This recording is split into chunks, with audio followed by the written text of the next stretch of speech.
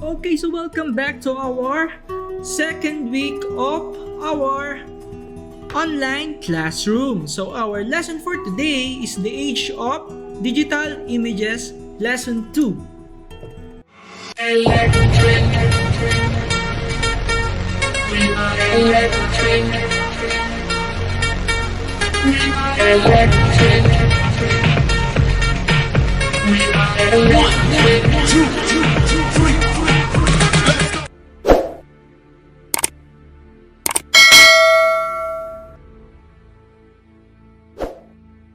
Okay, so welcome back. So our lesson is the age of digital images. So what is the meaning of the age of digital images? So we need to know the meaning of digital art. What is digital art? Digital art can be defined as any modern contemporary artwork or painting created by the artist or painter with the aid of a computer and software. Because it is a new medium with which artists can create or even mass produce art. It can be called new media art. From the root word new media art. So, ibig sabihin niya, it is made in our modern times. So, new media art are arts made using our technology and our modern times or generation. So, in the old times, they are not using media art. They are using old art such as sculpture arts, painting arts, and different kinds of old school art. From this day, we are using media art. Example of these arts are memes. So why memes? Because they are made using our computer or using different kinds of editing tools such as Canva and Photoshop and other types of editing tools. So it is considered as media art because it is made using technology. So Benjamin Francis Lapowski. So who is Benjamin Francis Lapowski? He is a mathematician who in 1952 made the first ever computer graphics using an oscilloscope. He is considered as one of the pioneers of electronic art. So it is the pioneer or the chronicles pinagmulan ng ating modern artworks. So, nag-start siya sa oscilloscope lang. So, ano po ba yung ating oscilloscope? So, oscilloscope is a machine that lets you view the wave movements of electric currents. Lapowski was able to capture these wave movements through long exposure photography. So, in the near future, we're going to use photography. We're going to learn photography. So before that, we're going to discuss muna what is the meaning of long exposure photography. So we have a short video here and I'm going to show it to you guys. Before we jump in our future lesson on photography, let's start with long exposure photography. So no further ado, let's jump into our short video. What's up everybody, Peter McKinnon here and today is 2 Minute Tuesday.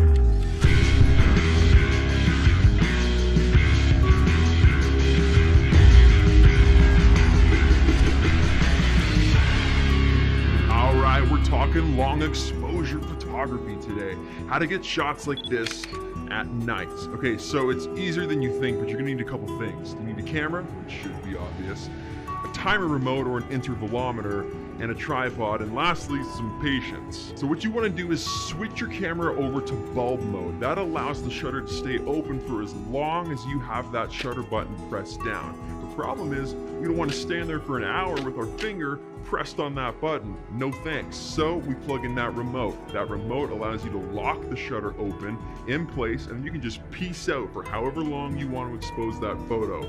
This particular shot was exposed for 45 minutes, and while we waited for it to expose, it was freezing. We were in the middle of nowhere on a glacier surrounded by mountains, so we sat in Brad's helicopter and waited it out. Alright, what's up guys? It's 3 a.m. We're sitting in a helicopter right now, in pitch black, freezing cold, in the middle of a glacier on the top of a mountain in the middle of nowhere, and we're doing long exposure photography. Once that was done, we released the shutter, and then the camera took another 40 plus minutes to process. This image alone took over an hour and a half, so that's where the patience comes in. Now, on the contrary, that same image exposed for only about 30 seconds, look at the difference. You can see way more stars in the sky. There's way more detail, but you don't get that nice trail. What that long exposure does is allows the shutter to stay open, and those stars move through the frame, creating that beautiful star trail.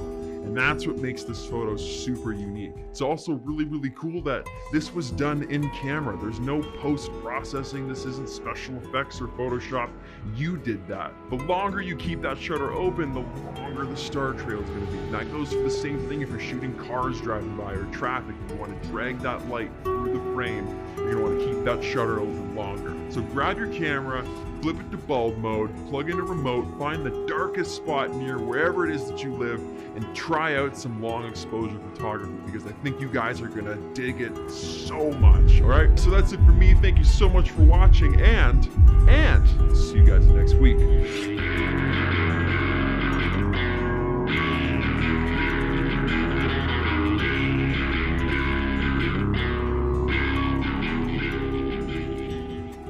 Okay, so here are some of examples of long exposure photography.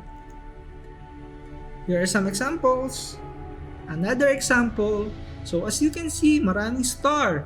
Bakit siya maraming star? Kasi lahat ng lights na pumapasok, lahat ng nakikita ng camera within that time, kinakapture niya. Kaya tinawag siyang long exposure. Kasi matagal na bukas yung ating camera. Lahat ng lights na nandyan, papasok dun sa ating camera while it is open. So last year, our old grade 9 student, which is the grade 10 students now, we made a long exposure photography.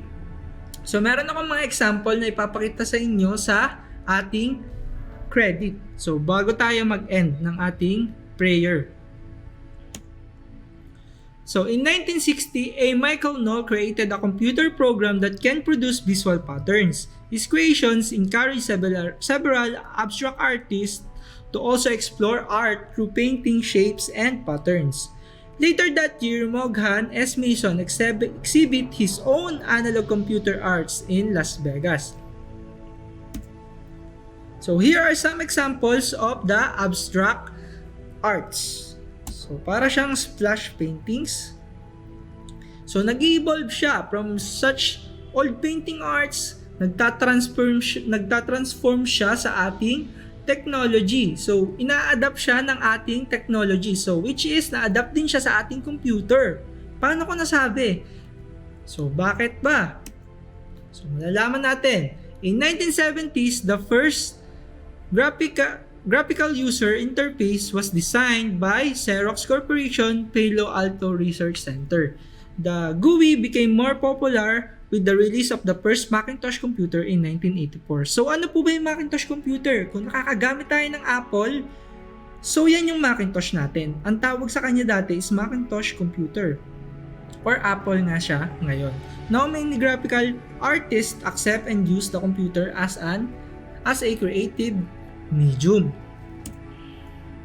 So meron tayo ditong examples of GUI. So later on, earlier may pinakita ko sa inyo, or may sinabi ako sa inyo, 'di ba, na ang ating art is nag-evolve from abstract into adaptation to our computer.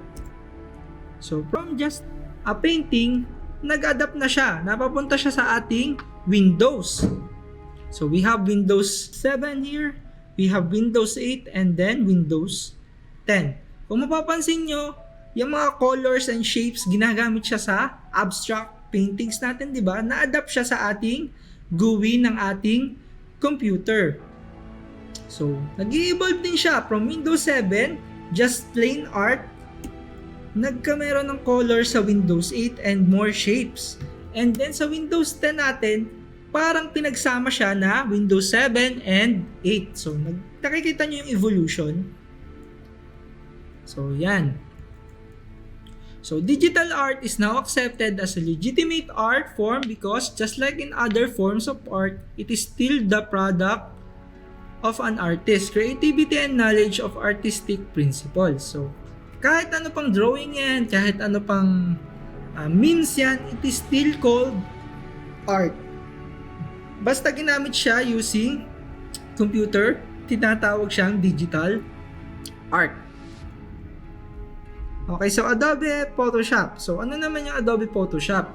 So dapat Adobe Photoshop yung gagamitin natin sa ating computer here in our grade 9 class. So bakit hindi yan ang gagamitin natin ngayon? So last year yan yung ginamit namin. For this year, magpapalit tayo, gagamitin natin is Canva. Bakit Canva? Because kapag Photoshop po yung ginamit natin, mahihirapan tayo kasi hindi natin may install yan sa ating bawat computer. Hindi lahat ng bata may kakayanang bumili ng mataas na specification ng isang computer. So, kaya Canva yung gagamitin natin kasi yung Canva, nababrowse siya online kahit sa cellphone po. So, bago yan, kailangan nating malaman yung Photoshop. So, Adobe Photoshop was created by Thomas and John Knoll in 1988 as a raster graphics editor. It was then developed and published by Adobe Systems for both Mac OS and Windows. Adobe Photoshop, this software was well accepted by graphic designers everywhere because of its many uses such as for making dull picture brighter and more colorful, transforming the size and shape of a subject, adding textures to improve an image, or creating a work from scratch. So, sabi dito, accepted daw siya ng different kinds of graphic designer. So, ano po ba yung graphic designer? So, fun fact lang, yung ating graphic designer, pinag-aaralan po yan.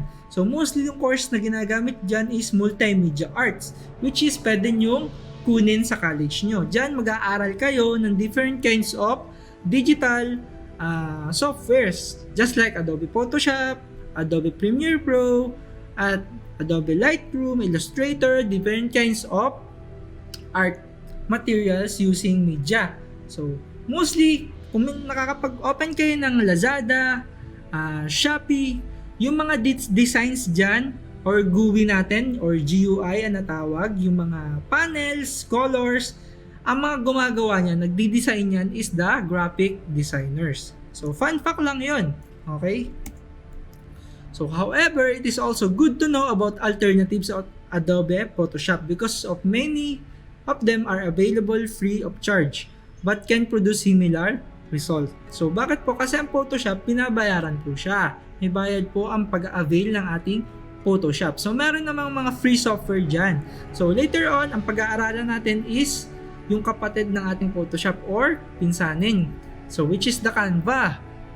So, parehas lang din naman yung gamit. Mas madaling gamitin lang po yung ating Canva at libre po siya. Okay, sa future natin na discussion, we're going to use Canva instead of Adobe Photoshop. So, before we end our lesson, kailangan natin ng isang video presentation. And then yung video presentation, napapanood din natin, kailangan natin i-absorb. It's all about art. And then magre-reflect tayo, gagawa tayo ng narrative report. At yung narrative report na yun ang gagamitin natin for our day 2 this session. Okay? Di ba lagi tayong day 1 and day 2 every week? For the day 2, gagawa tayo ng narrative report for our computer. Okay, so no further ado, pasok na tayo sa ating short film.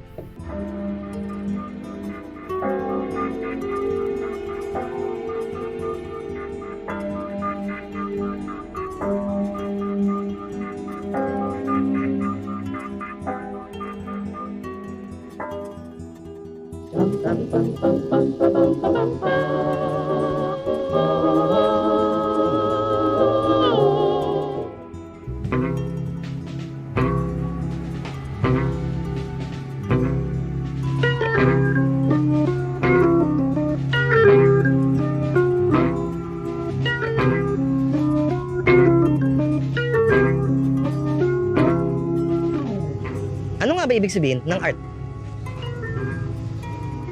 Ewan din. Ang dami na masyadong definisyon. Basta ang alam natin, ito yun. At ito. At ito. At ito. At ito. At ito.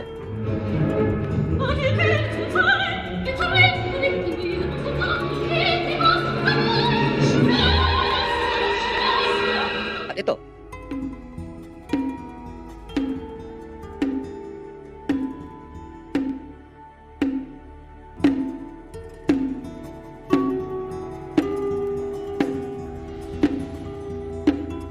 at ito.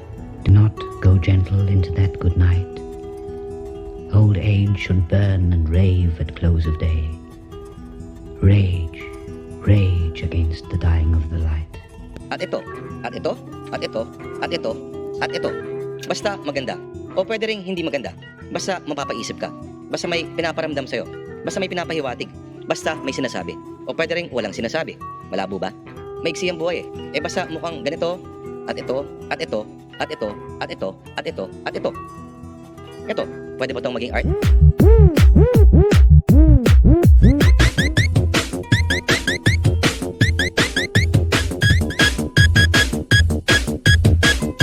Ito, art ba to? Ito, national artist na ba to? Handang-handa pa rin tayo, pumuna, pumuri, at lumaban sa mga intriga.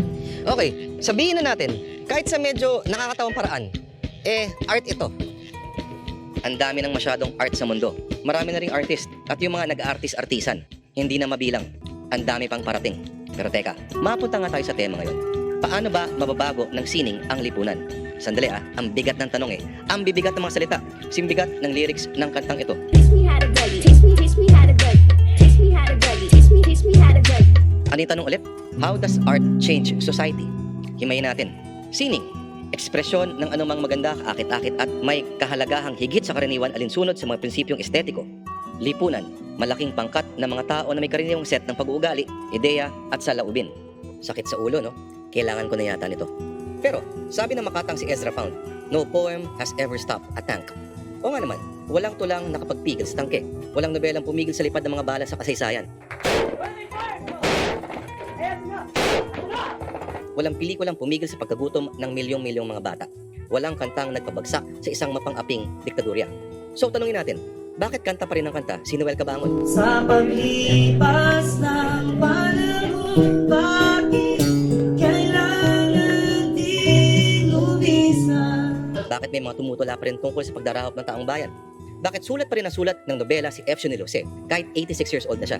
Bakit ba may gawa pa rin ng gawa ng mga indie films kahit halos sila lang ang nakakanood? Quiet on the set! This is a film! Action! Pelikula, baka pwede pa. Sinasabi nila ang pelikulang Battle of Algiers ni Gil de Pontecorvo ay pinapanood daw ng Pentagon sa mga military experts.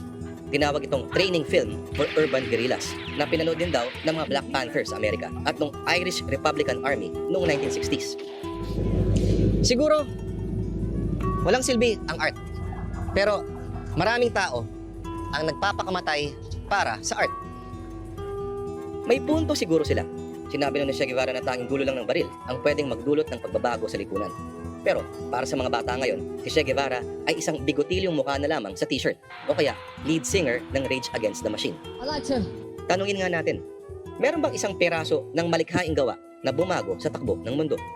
Sinasabi nila na si Mark Chapman, ang bumaril kay John Lennon noong 1980, ay nabaliw sa isang nobela ni J.D. Salinger, ang Catcher in the Rye. Malaking figura sa pop culture si John Lennon. I'm sorry that I made you cry.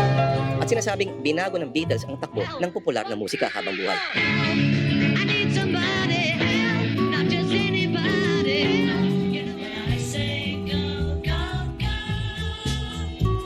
Pero kung dati may Beatles para magsilbing gabay sa paghabi ng magandang himig, paano ba tayo mantong sa mga bangungot na gaya nito?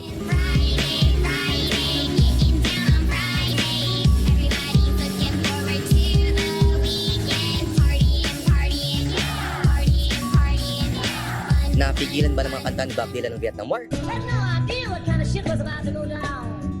Hindi. Dalawa sa mga pinakakilalang revolusyonaryo sa kasaysayan ay makata. Si Mao Zedong at si Ho Chi Minh. Pero, sa tingin nyo ba, mga tula ba ni Mao ang nagtayo ng pulang bandila sa China? Mga maririkit na tuludtod ba ni Uncle Ho ang nagpabagsak sa makapangyarihang kaharian ng mga Pranses at Amerika? Ang tanong, palulutangin ka ba ng sining?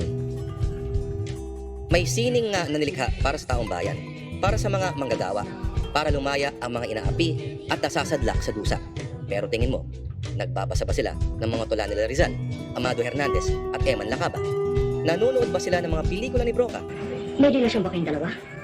Magbigay siyang tanong. Sagutin mo ko. Ano ba sa palagay niyo? Isang sagot lang ang kailangan ko. Oo o hindi. Oo. Nag-aaklas ba sila tuwing nadidinig ang mga kanta ni Gary Granada? Ako'y dukha. Mga awitin ba ng patatag at inang laya ang kinakanta nila sa videoke? Sino ba ang tinitingala nila para ihango sila sa dusa? Hindi amang ito, kundi ito. Yung muna kayo ng pampabuenas. 1,000. 1,000 ha? Bakit ganun? Pag sinabi nating lipunan, hindi naman sila, di ba? Kundi sila. Kasi nga ganun na sining. Ganun na art. Art yan, tol! Ayun, no? Tsabit, oh. Yan ang art. Pero teka, masyado naman nating binabasag ang art. Insight into the human condition. Ito ang sinasabi nilang isang silbi ng sining. Baka nga. Ano nga ba ang human condition? Ito ba ang mga masalimuot na mga eksistensyal na tanong tungkol sa ating buhay dito sa mundong ibabaw? Sa pagpapayaman at pagdadakila ng ating kalikasan bilang mga tao. Bigat, no? Nako, para setamol na ulit. Sana may sining na pipigil sa mga baha. Sana may sining na magpapakain sa kanila tuwing tatamaan ng dilubyo. Sana may sining na magpapatuyo sa mga paa nila para hindi magkaalipunga. Sana may sining na magpapagaling sa mga batang tinatamaan ng dengue at leptospirosis tuwing tatamaan tayo ng kalamidad. Sana may sining na pipigil sa karahasang dulot ng climate change. Pero teka, bumabad pala ako sa baha. Bago ko problemahin yung mga punyetang human condition na yan, o problemahin ko muna ang alipunga. Yak! Hindi tula ang kailangan ko. Kung hindi, trosit para goodbye, fungal.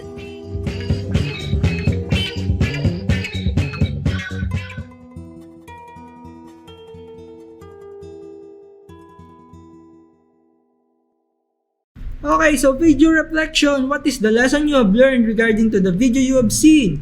Use Microsoft Word and your answer should be at least 5 sentences above. Submit your output on your Google Classroom or LMS with the file name Activity 1. So, Activity 1 po, and yung mga susunod natin na lesson, papasa nyo siya as Activity 2, 3, 4, 5, 6, 7, and so on and so forth. So, lagi tayong mag-abang ng mga announcements sa ating Google Classroom or LMS. So, mostly sa Google Classroom yung gagamitin natin. And then, gagawa tayo ng isang group sa ating Facebook. Doon tayo mag-update saka sa Messenger. Lagi tayong magsubaysbay sa mga announcement ni Sir Xavier. So, before we end our class, papakita ko muna yung some pictures from our old grade 9 students na gumamit ng long exposure photography. Sayang, gagawa sana tayo ng ganyan sa ating ComLab. Kaso, mayroong coronavirus, wala tayong face-to-face class. Ito na yung mga pictures and ito followed by a prayer to end our lesson for this week. So, goodbye class. May the Lord smile on you.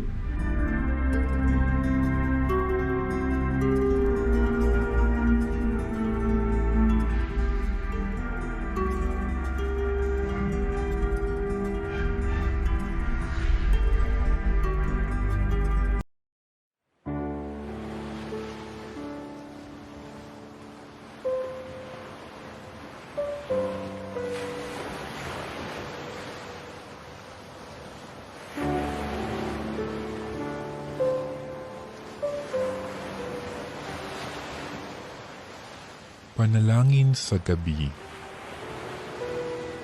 Sa ngalan ng Ama, at ng Anak, at ng Espiritu Santo. Amen.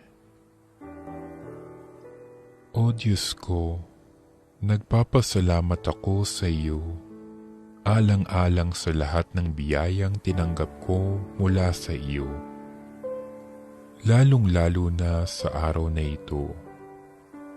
Bigyan mo ako ng liwanag na makita ang aking mga kasalanang nagawa sa maghapong ito at ng biyayang pagsisihan kong mabuti ang lahat. Sa ngalan ni Jesus. Amen.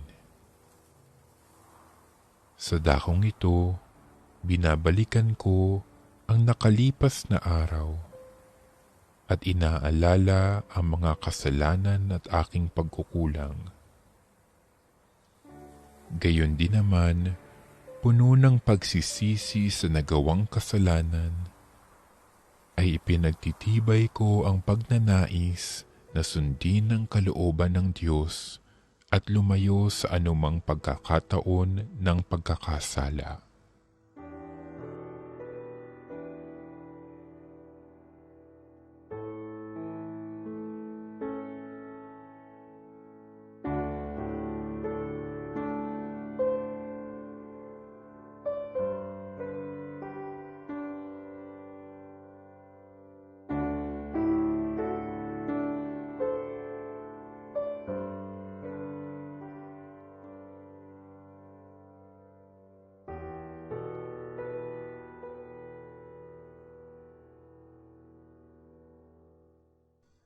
Puno ng pagtitiwala sa pagpapatawad ng ating maawaing Diyos, ako ngayoy nananalangin ng buong puso. O Diyos ko, nalulungkot akong lubha dahil sa pagkakasala ko sa iyo. Kagaya ng alibughang anak na nagbabalik-loob sa iyo, ako ay patawarin mo. Iniibig kita sapagkat ikaw ay napakabuti. Amen.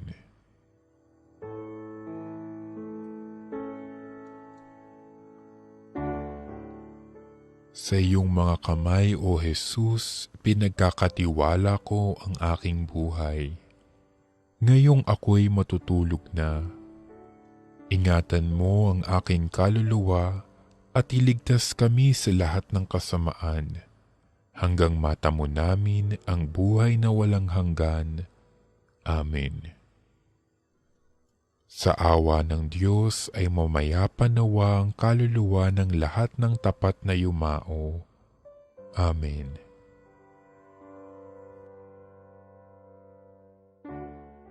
Aba, Ginoong Maria, napupuno ka ng grasya. Ang Panginoong Diyos ay sumasa iyo. Bukod kang pinagpala sa babaeng lahat, at pinagpala naman ng iyong anak na si Jesus. Santa Maria, Ina ng Diyos, ipanalangin mo kaming makasalanan, ngayon at kung kami mamamatay. Amen. Sa ngalan ng Ama, at ng Anak, at ng Espiritu Santo. Amen.